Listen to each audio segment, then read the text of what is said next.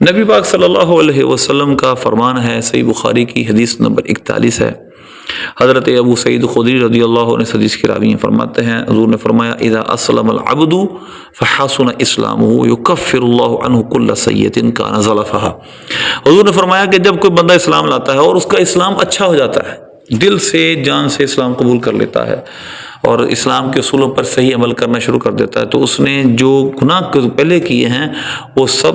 اللہ وہ بخش دیتا ہے۔ وَكَانَ بَعْدَ ذَلِكَ الْقِصَاصُ الْحَسَنَةُ بِعَشْرِ أَمْثَالِهَا إِلَى 700 ضِعْفٍ وَالسَّيِّئَةُ مِثْلُهَا إِلَّا